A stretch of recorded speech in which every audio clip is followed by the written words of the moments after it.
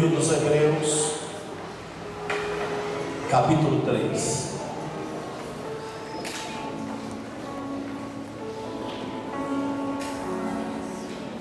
Glorificado seja o nome do Senhor.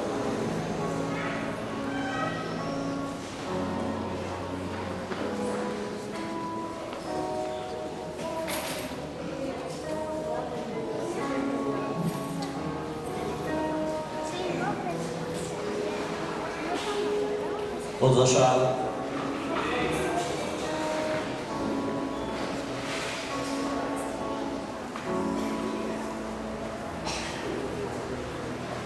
Glória a Deus, aleluia.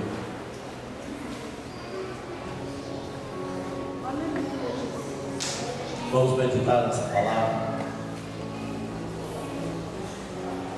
Portanto, santos irmãos, participantes do chamado celestial, fixem os seus pensamentos em Jesus, apóstolo e sumo sacerdote, e confessamos.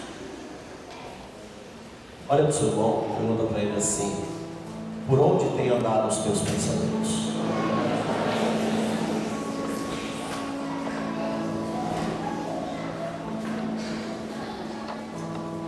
Onde você, o que você tem pensado? Você tem pensado nos problemas, nas dificuldades, no dia a dia? Aonde que está a sua preocupação?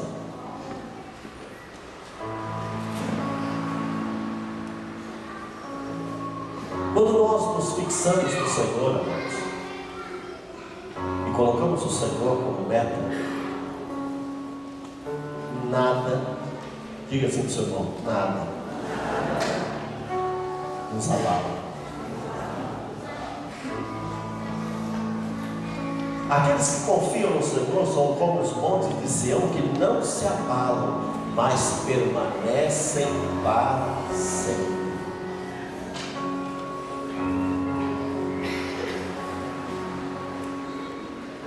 E quando nós permanecemos no Senhor, a vitória é certa. Não há derrota para aqueles que estão no Senhor. Ainda que pareça que nós estamos sendo derrotados, mas a aparência momentânea é momentânea. Porque o Senhor é aquele que nos dá a vitória. Porque eu sou mais em, eu sou mais que vencedor. Então a vitória é nossa. Em Romanos, o Senhor nos coloca para nós. E se Deus é por nós, quem será contra nós? Romanos 8,31. Quem vai ser? Quem poderá se levantar contra os ungidos de Deus? Quem poderá suportar o olhar do Senhor? Então, se nós estamos debaixo da mão potente do Senhor, nós estamos protegidos, guardados, livres de tudo que possa interferir. E aqui, o apóstolo Paulo, escrevendo aos irmãos dos Hebreus, ele coloca esses irmãos como separados, santos irmãos, participantes do chamado celestial. Fixem os seus pensamentos em Jesus. Não pense em outra coisa, pense em Jesus. Próximo versículo. Ele foi fiel àquele que o havia constituído, assim como Moisés foi fiel em toda a casa de Deus. O povo hebreu, amados, eles tinham a lei de Moisés como sendo a parte primordial do Evangelho. O que Moisés disse? O que Moisés falou? Então eles tinham Moisés como sendo maior do que todas as coisas. E aqui Paulo começa a mostrar que Jesus é maior que Moisés. Jesus é filho de Deus. Moisés cuidava da casa de Deus. Ele foi fiel em toda a casa de Deus, mas Jesus era o dono da casa. É como se Moisés fosse um mordomo da casa, cuidasse de todas as criadagens, cuidasse de todos os afazeres da casa, cuidasse de todos os instrumentos da casa, mas o dono da casa é Jesus. E quem é maior? O mordomo da casa ou o dono da casa? Então aquele povo precisava entender qual era o posicionamento de Jesus dentro dessa história. E aí então Paulo começa a entrar num confronto de entendimento daquele povo. E aquele povo precisava entender que Jesus era superior a tudo aquilo que eles tinham. Vamos lá. Jesus foi considerado digno de maior glória do que Moisés. Da mesma forma que o construtor de uma casa tem mais honra do que a própria casa. Olha, veja aí que Paulo está colocando para os irmãos. Jesus, ele tem mais honra. Ele é digno de maior glória do que Moisés. Da mesma forma que um construtor, aquele que constrói a casa, aquele que planeja a casa, faz a casa, tem maior honra do que a casa. Porque se aquela casa fosse construída por outra pessoa, talvez tivesse uma outra forma, uma outra aparência. Mas quando a casa é construída pelo maior construtor, aquela casa tem um significado, tem uma presença, tem algo superior a qualquer outra. Assim é Jesus. Olha para o seu irmão e diga assim: ó, sabe quem construiu a tua casa? Sabe quem planejou a tua casa?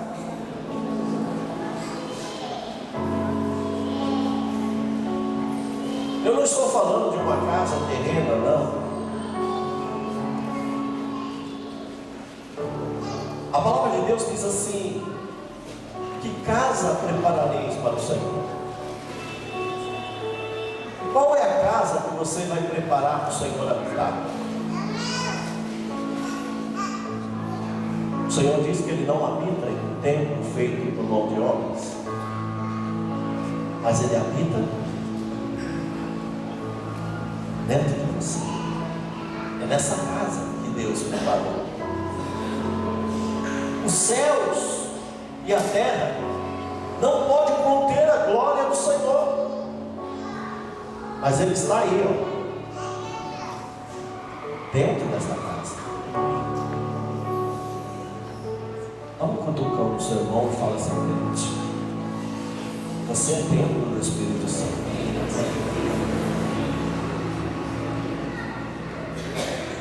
Você é templo. Deus, Ele busca em você habitação. Ele quer habitar em você.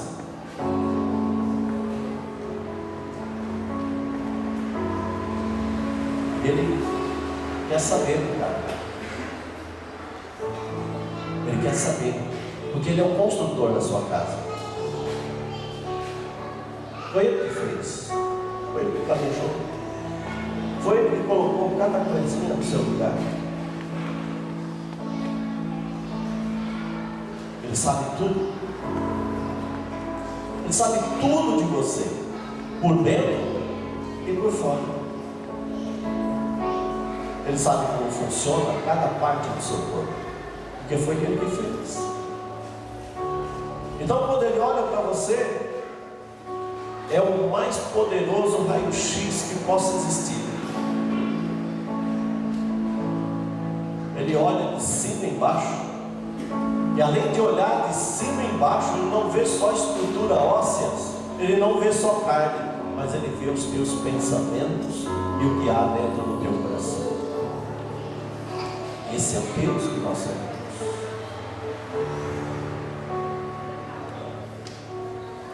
O que você está pensando agora, Deus está sabendo, Ele está vendo. E na sua onipotência,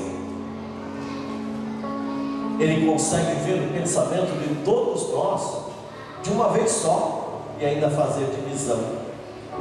Esse é o fulano que está pensando isso, este é o fulano que está pensando aquilo. Tudo Ele conhece, Ele sabe, Ele é onisciente. Em qualquer lugar que você esteja, Ele está, porque Ele é onipresente. Esse é o nosso Deus. Versículo 4: pois toda casa é construída por alguém. Toda casa é construída por alguém.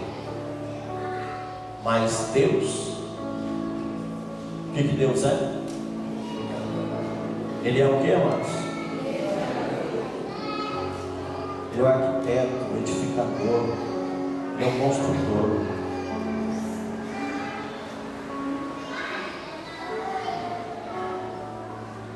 Um pedreiro, ele pode construir uma casa. Está com esse menino aí, pedreiro. Pode pegar a casa lá do alicerce e te entregar ela prontinha, pintada, azulejada, tudo. Mas ele vai precisar ter o quê? Um projeto. Se ele não tiver um projeto, o que pode acontecer? Ainda que ele tenha muita experiência, de repente ele pode colocar um quarto aonde você gostaria que fosse a cozinha. Ele pode colocar o banheiro aonde você gostaria que fosse uma varanda.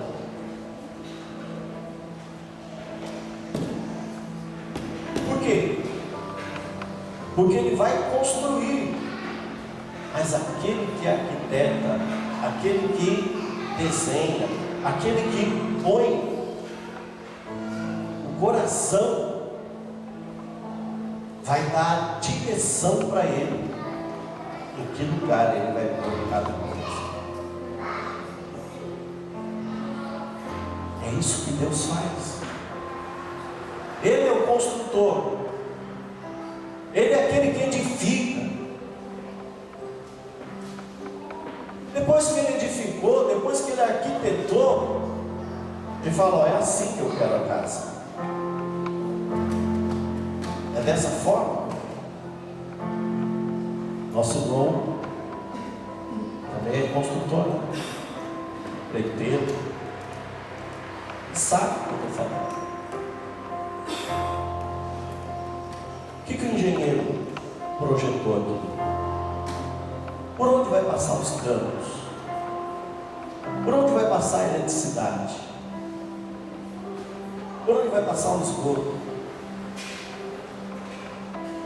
Qual é o melhor caminho? Se um dia entupir, como que vai resolver esse problema? Quebra a casa toda? Porque não foi projetado? Então Deus, Ele arquiteta tudo. Porque a hora que der um problema, Ele fala: eu sei onde é que está esse problema. Eu sei aonde resolve esse problema. É só fazer assim. Por isso que Ele é o arquiteto perfeito. Ele quer a tua casa de uma maneira perfeita. Por isso que Ele diz que Ele não habita em templo sujo. E como é que Ele limpa o templo? Olha para o seu irmão e diga assim: com fogo. Fogo purificador. É assim que Ele vai purificando o templo. Você vai sentindo o fogo do Espírito Santo na tua vida, e Ele vai te purificando. Ele colocou um exemplo extraordinário e diz para nós assim, que Ele prova-nos como o orive prova o ouro. E como é que o orive prova o ouro? Um fogo.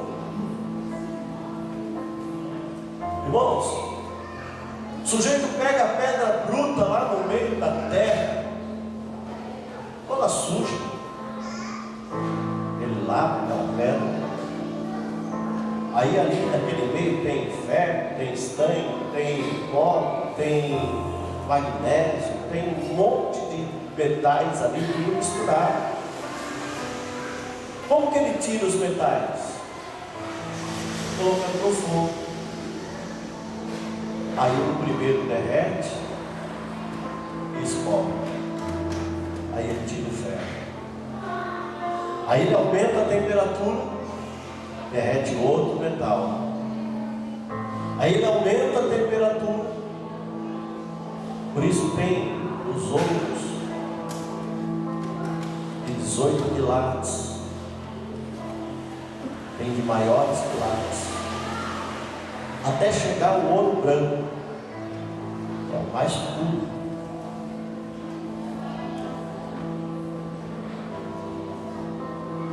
É o mais puro.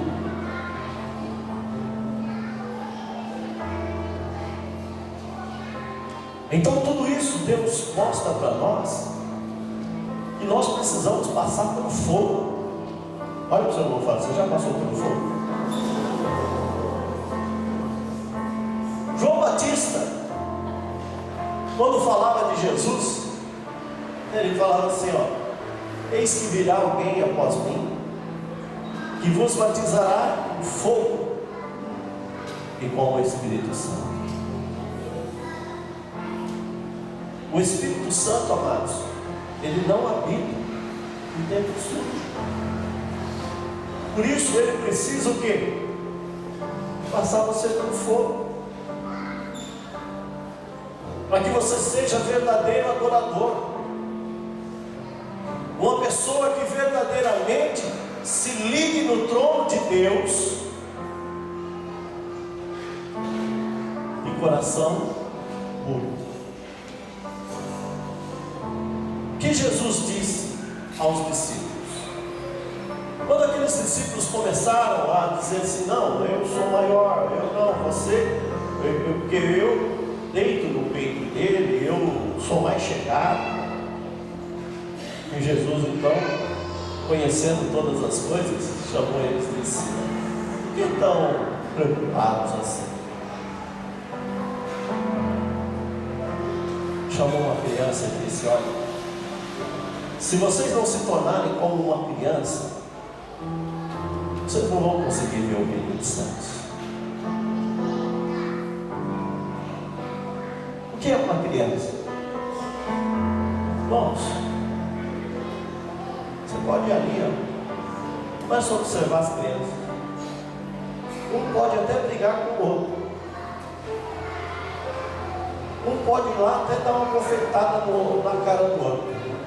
Mas daqui a pouquinho estão abraçando de novo, se beijando de novo, como se nada tivesse acontecido.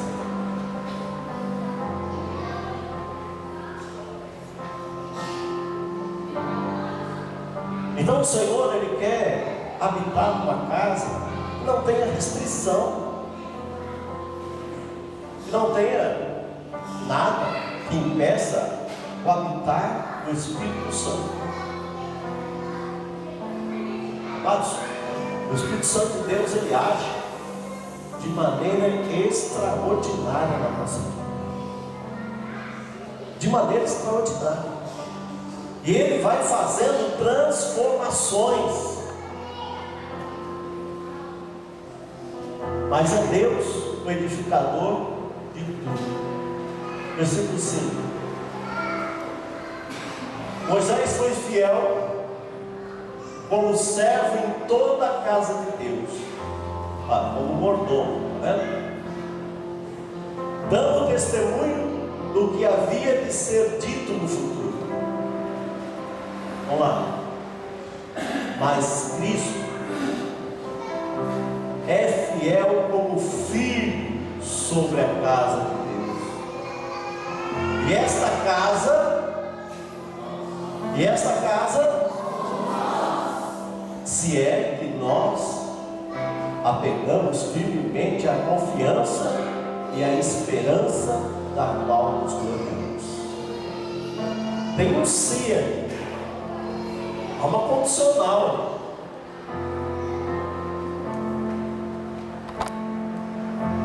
Você se apegou firmemente, com confiança e esperança, na glória de Deus? Você confia no Senhor? Olha para o seu irmão aí e fala assim: você confia no Senhor?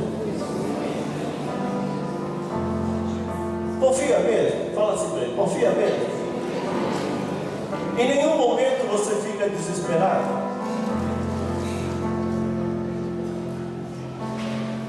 Você tem plena convicção do Deus que você serve?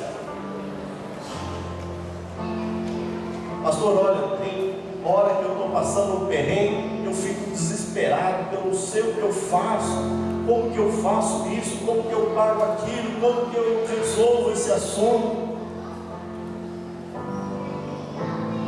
Você confia no Senhor? Não deixa na mão dele. Conta para ele: Pai,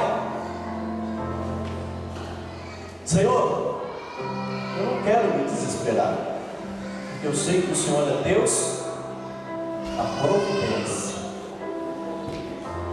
O Senhor é o Deus que faz as coisas acontecer. Eu não estou dizendo para você cruzar o braço, ficar no sofá da tua casa e orando e dizendo assim: Deus, manda o arroz agora que está faltando. Deus, manda o feijão agora, porque olha, acho que não vai dar esse mês. Porque se você fizer isso, Deus vai te mandar um versículo. Um versículo bem clássico. Vai ter com a formiga, o preguiçoso.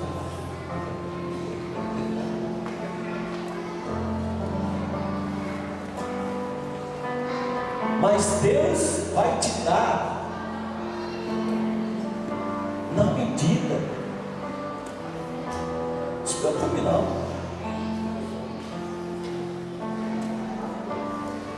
Sabe quando Deus vai agir? Olha para o seu irmão e fala assim: sabe quando é que Deus vai agir? Quando você olhar e falar assim: ó Deus, eu não tenho mais nada o que fazer.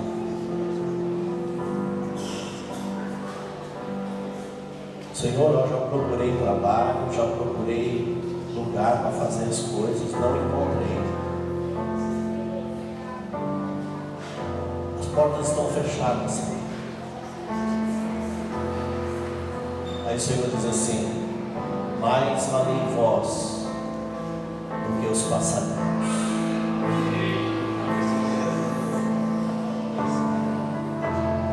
Olha para as aves do céu.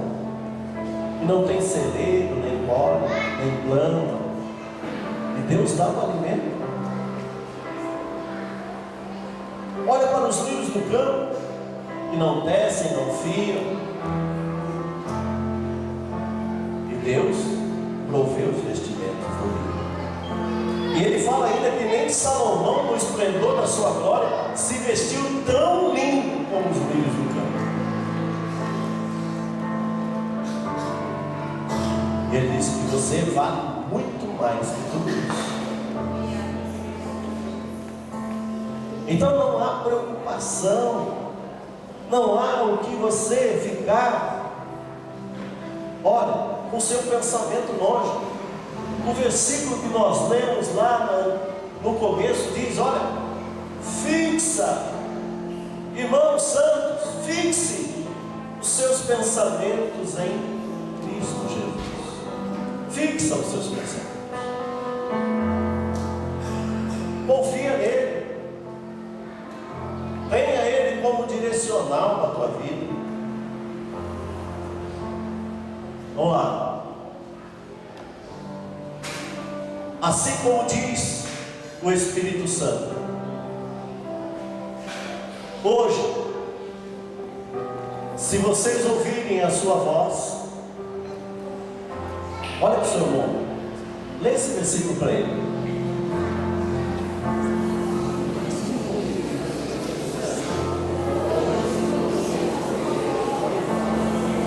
Agora continue lendo no versículo 8.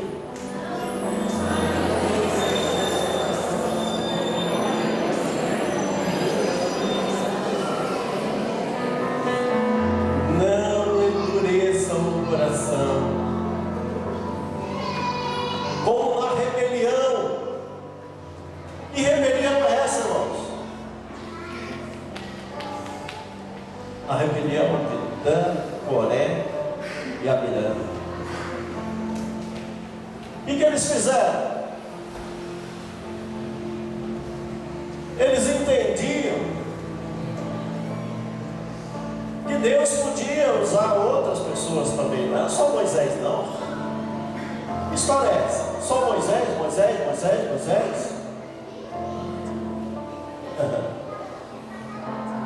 E aí Moisés falou, olha, tá bom, traga incenso e vamos oferecer ao Senhor.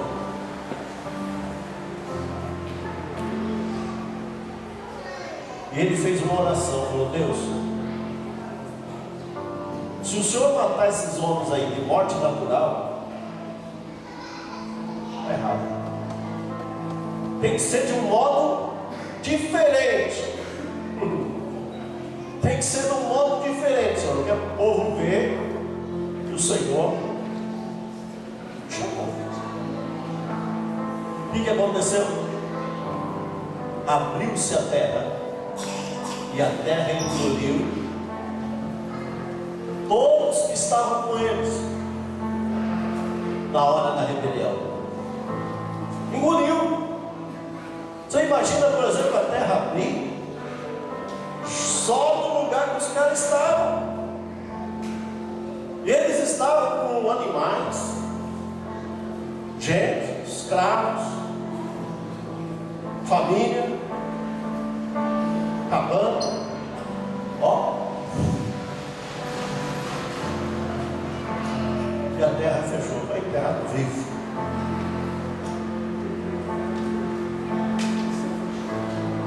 E sabe o que é rebelião, irmãos? Olha para o seu irmão e fala assim, sabe o que é rebelião?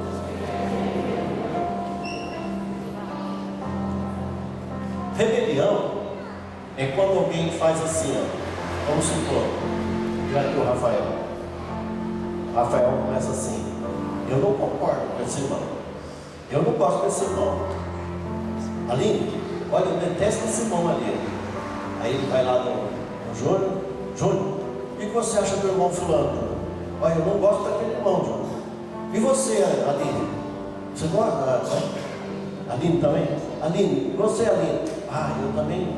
Aí começou a fazer o quê? Uma rebelião. Então olha para o seu irmão e fala assim, ó, cuidado para você não ser engolido. A terra se abrir e você... Viu?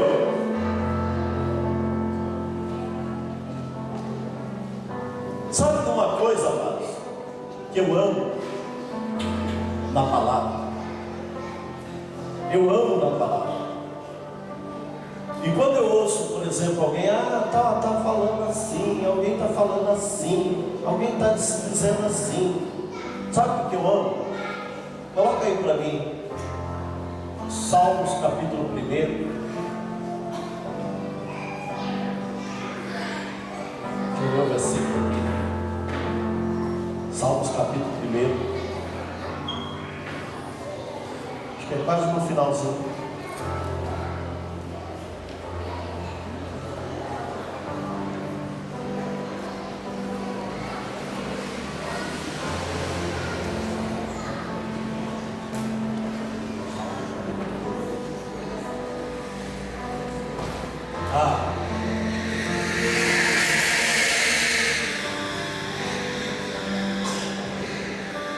Olha lá o que está escrito.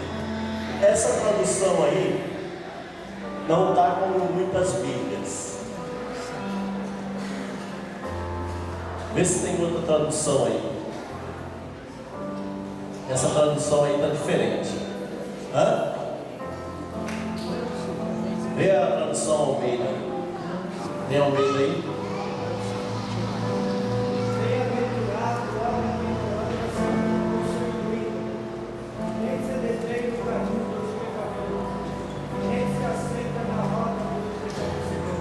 Versículo 5.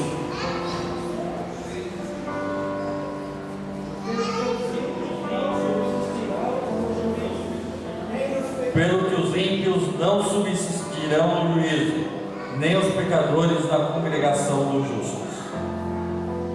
Olha aí. Os ímpios não subsistirão no juízo. Ou seja, no dia do julgamento, aquele que está fazendo bagunça vai responder pelas bagunças. E o pecador não permanece na congregação do justo. Então, quando às vezes vem uma pessoa e fala assim: pastor, eu estou indo embora, não vou ficar aqui mais na igreja, né? Às vezes ele já está fora faz tempo, porque o pecado que separa o homem de Deus.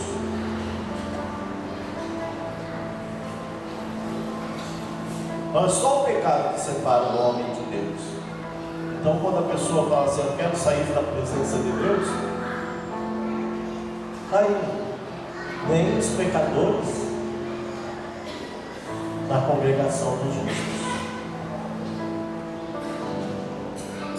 Então, amados, você começa, por exemplo, pecado aqui, pecado ali, faz aqui, faz ali.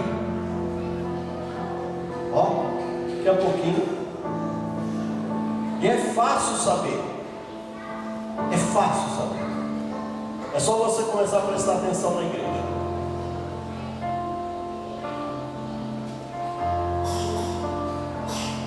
Você vê a pessoa chegando na igreja,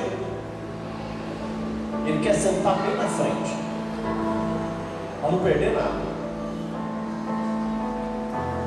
Viu? Quanto tempo você está na igreja? 3 meses. Você? 1 mês. Aonde eles estão sentados? Na frente. Aí daqui a pouquinho, se eles começam a fazer coisa errada, pecar, eles começam a sentar mais para frente. E aí vai indo. Aí vai indo. Daqui a pouquinho está sentado lá na última cadeira. Aí da última cadeira já fica lá perto da porta. Cuidado aí, viu, irmão? Aí daqui a pouquinho já não fica mais nem lá na porta, já está lá embaixo da porta no corredor, lá embaixo. E aí começa a fazer rebelião. Aí chega, velho. Pai do Senhor, irmão, tudo bem? E aí, você não vai subir lá? Não. Hoje é o pastor Rubens que está pregando. Posso não. E só desce paulado. Olha, ó, escuta daqui, ó, pra você ver. Eu estou escutando daqui, ó. Já está descendo o couro.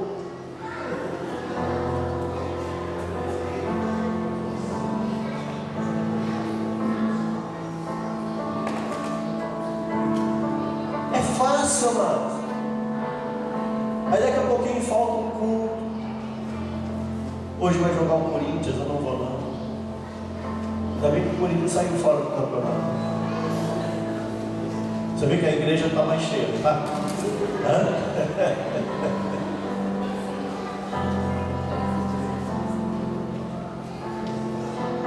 Então, veja que a pessoa vai se afastando progressivamente e às vezes não se percebe. Ele está se distanciando. Mas, vamos voltar lá ao texto.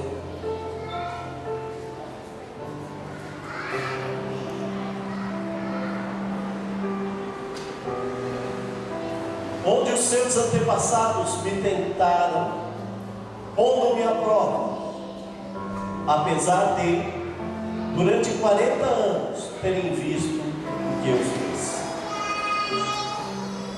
Amados, muitas pessoas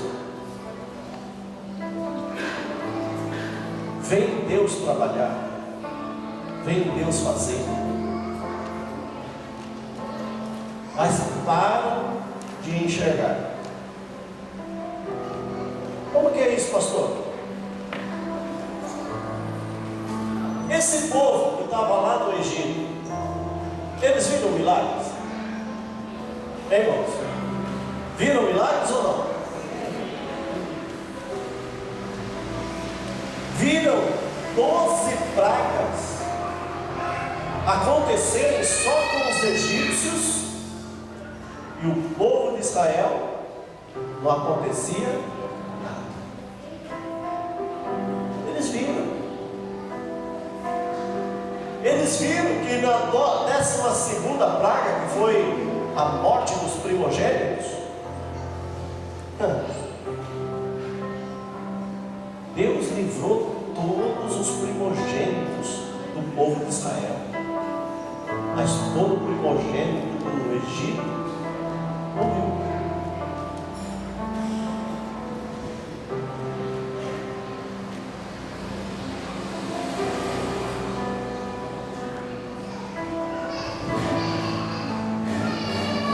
Aí eu quero fazer um parênteses assim. Por isso que o povo de Israel, quando faz a festa dos tabernáculos, que também é chamada festa das primícias, eles levam todas as primícias ao sacerdote, entregando isso para Deus, porque toda primícia pertence a Deus. Toda primícia pertence a Deus.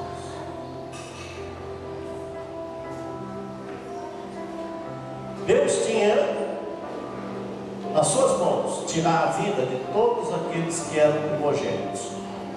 Mas vocês podem ler na palavra que ele diz assim: todo primogênito deverá ser ofertado no altar. Agora, há resgate pela primogenitura. E Deus nos ensina como resgatar a primogenitura. Tomar conta dela. Então, amados, veja que quando Deus fala, por exemplo, para nós, dos nossos antepassados, os caras viram Deus fazer coisas que muita gente gostaria de ver. Mas o que eles fizeram? Eles chegavam em Moisés e diziam: Moisés, ó, o negócio aqui, ó, está furado. Onde já se viu? Não tem água. Irmãos, quando eu começo a ouvir essas coisas, eu começo a fazer comparação, aí fica meio triste. Tem gente que fala assim: pastor, eu estou saindo da igreja porque aqui não tem palavra, eu não tenho santo. O povo está querendo, pastor, o povo está querendo é tequeté, é tacatá, é sapatinho de fogo.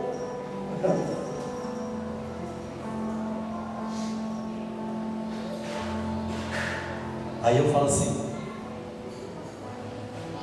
vocês também estão tentando a Deus?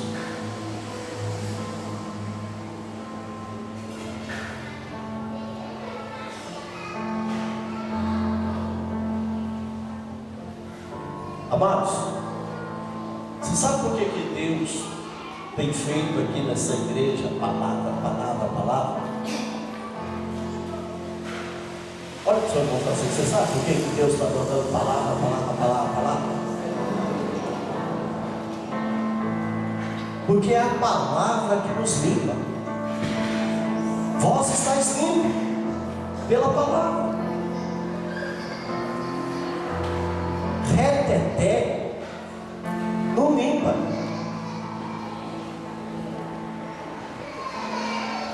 Eu já vi muito reteté, e de pessoas que chegaram em mim e falaram assim: pastor, aquele irmão ali está no reteté, falando mistério, não sei o que lá, a gente vai estar fazendo coisa errada. Eu falei: cuida da tua vida.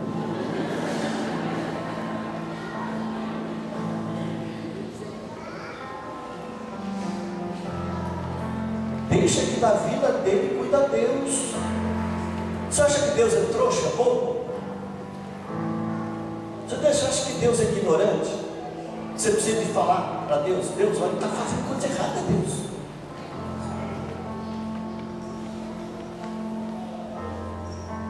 Agora, veja, examine. Vê se ele está aqui.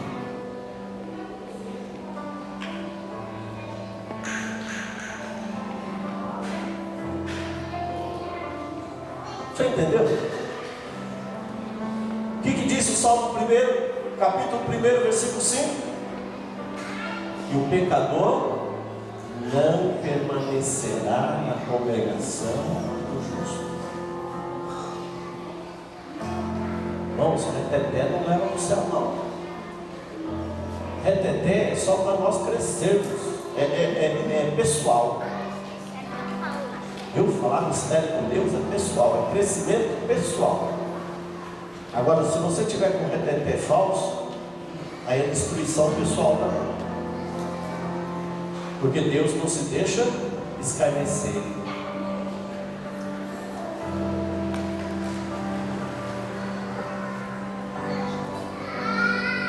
O poder de Deus é um complemento, amados. O poder de Deus é um complemento. A palavra de Deus é tudo.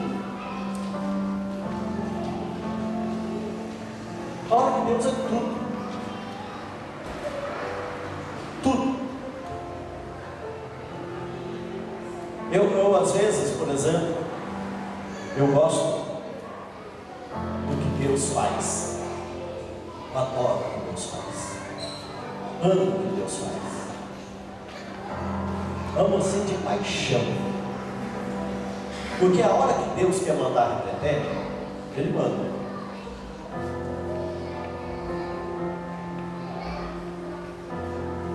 Vocês gostam de reteté? Não, quem gosta de reteté? Eu gosto. Aí quando eu falo eu gosto, todo mundo gosta. Então eu gosto também. Eu gosto de reteté.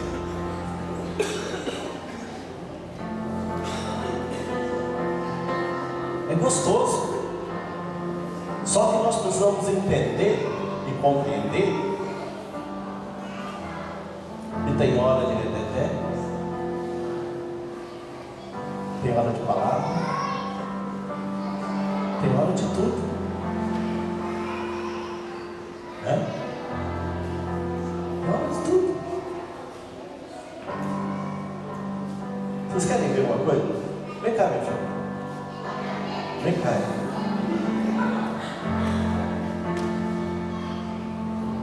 Você gosta de reteté? Gosta mesmo? Feche seus olhos. Deus, manda, Pai, a tua unção, Senhor, a tua graça.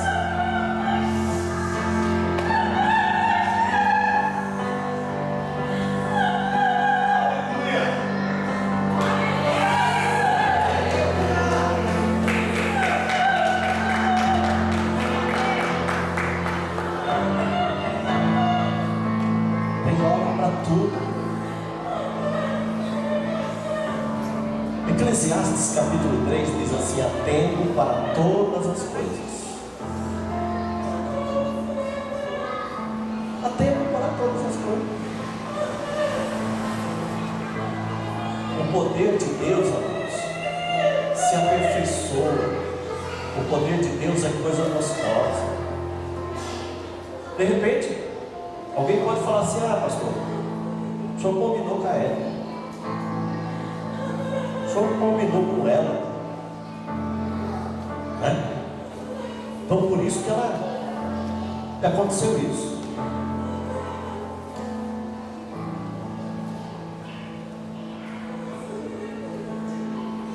Quem gosta de reverter?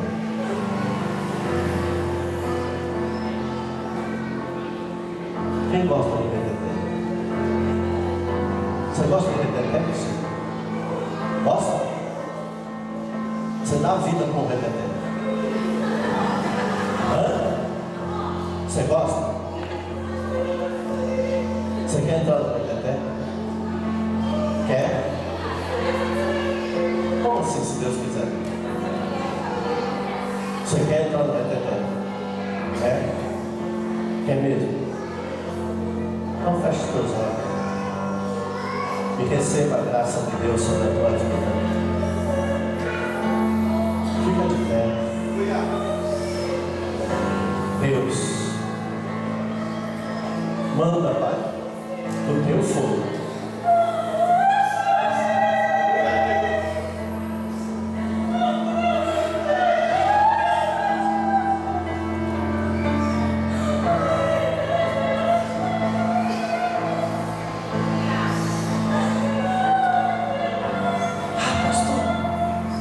Eu gosto de igreja que tem reteté.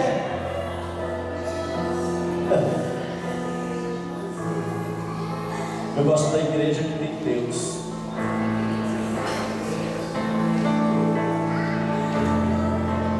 Eu gosto da igreja que Deus está presente.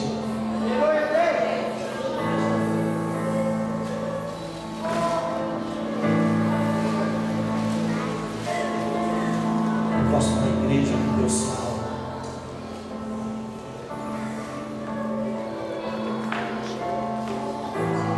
Eu gosto da igreja que Deus age, que Deus cura, de um evangelho completo.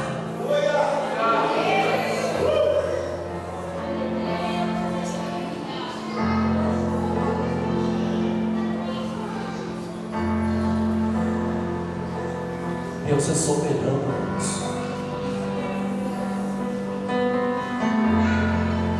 Tem pessoas que continuam no passado, tentando Deus. Senhor, eu quero ir. Senhor, eu quero aqui. Está faltando água, está faltando pão. Eu quero carne.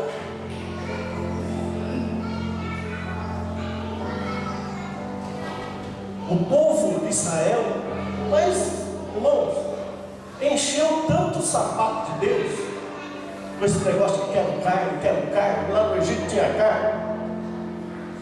E Deus mandou uma chuva de codorna. Sabe de onde que veio essas codornas? Quem sabe de onde que veio? Do mar. E mar da codorna? Mar da codorna?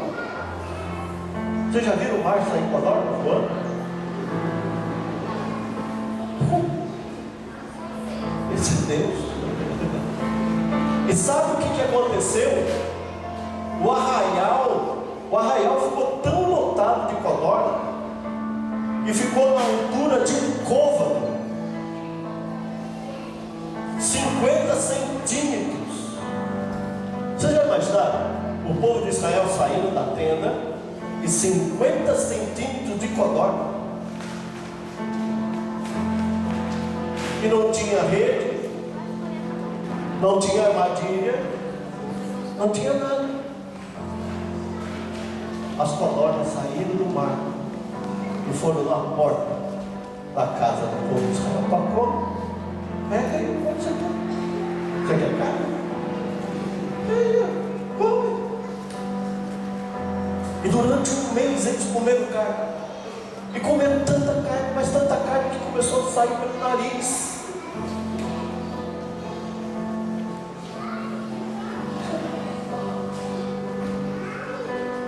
cutucada no seu irmão e fala assim: brinca com Deus. Brinca. Brinca com Ele.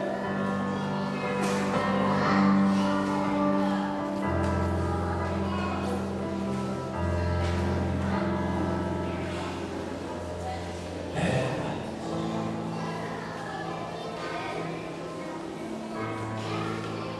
40 anos vendo o que Deus fazia. Senhor, eu quero água. Água da rocha. Senhor, eu quero pão. Maná descia do céu.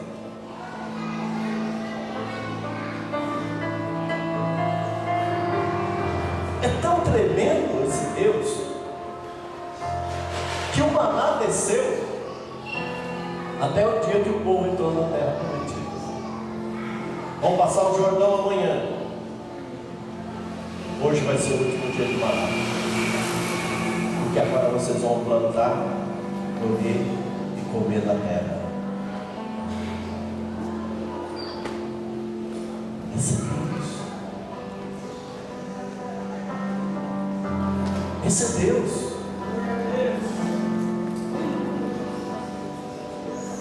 Você está preocupado com o quê? Você está arrancando os cabelos por quê?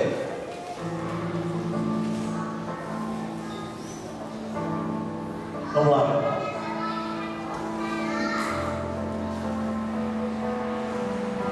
Por isso fiquei irado quanto àquela geração e disse: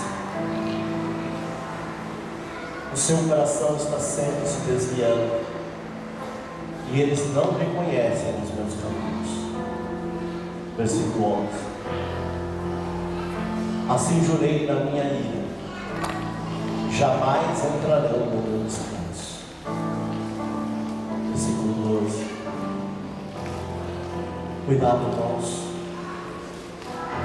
para que nenhum de vocês tenha um coração perverso e incrédulo, e que se afaste dos meus filhos.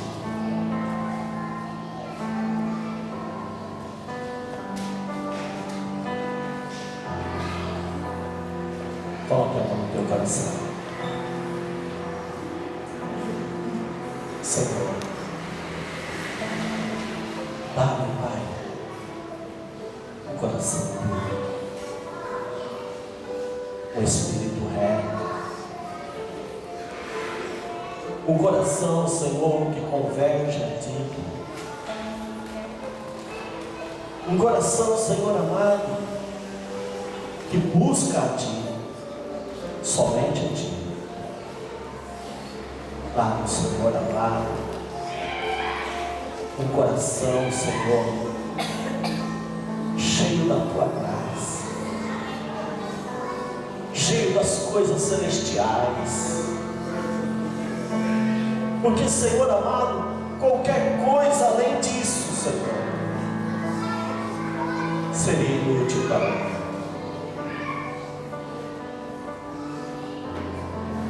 Purifica-me, Senhor, e ficarei puro. Lava-me, Senhor, e serei mais branco que a branca neve. Eu te amo, Jesus. Eu te amo, Jesus.